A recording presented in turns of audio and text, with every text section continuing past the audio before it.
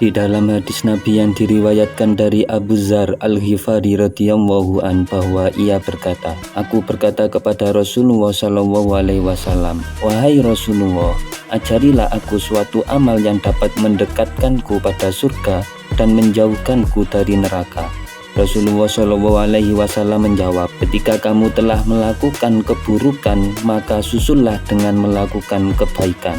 Lalu aku bertanya, apakah termasuk salah satu kebaikan-kebaikan adalah perkataan La ilaha illallah?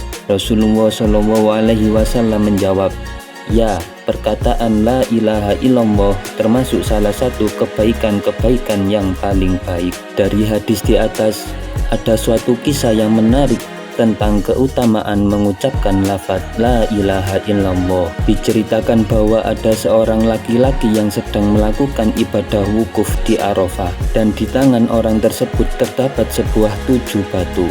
Ia berkata, 7 batu ini telah bersaksi atasku di sisi Allah bahwa aku bersaksi La ilaha illallah Muhammadur Rasulullah. Sesungguhnya tidak ada Tuhan selain Allah dan Muhammad adalah utusan Allah. Beberapa waktu kemudian saat ia tidur, ia bermimpi seolah-olah hari kiamat terjadi. Kemudian orang tersebut dihisap dan ditetapkan baginya sebuah neraka. Para malaikat pun menyeretnya hingga sampai pintu neraka. Ketika mereka hendak membawanya masuk ke neraka, tiba-tiba satu batu dari 7 batu itu jatuh di pintu neraka. Karena batu itu menghalangi, para malaikat azab pun bersama-sama mengangkat batu itu, tetapi mereka tidak kuat. Kemudian mereka menyeret laki-laki itu ke pintu-pintu neraka lain, tetapi masing-masing pintu neraka dihalang-halangi oleh masing-masing batu dari 7 batu itu. Kemudian laki-laki itu dibawa ke bawah arsy. Para malaikat berkata, ya Allah, Engkau mengetahui masalah hamba-Mu ini.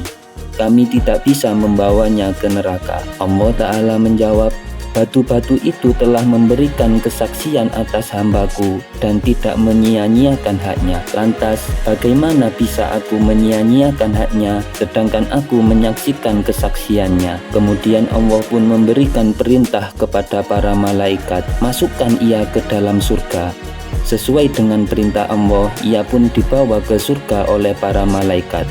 Ketika ia sudah dekat dengan surga, tiba-tiba pintunya terkunci. Kemudian kesaksian La ilaha illallah Muhammadur Rasulullah dari perkataan orang tersebut pun itu datang, dan pintu-pintu surga terbuka. Kemudian ia pun masuk ke dalamnya. Dari cerita di atas dapat kita tarik sebuah kesimpulan bahwa lafaz La ilaha illallah merupakan suatu kebaikan yang paling baik, sehingga orang yang melafadzkan lafaz tersebut bisa masuk surga.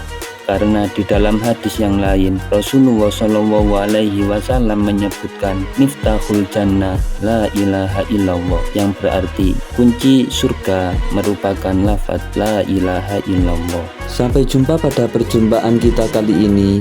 Terus dukung channel ini dengan klik like and subscribe. Dan jangan lupa untuk nyalakan tombol lonceng agar kalian tak ketinggalan kisah-kisah menarik lainnya.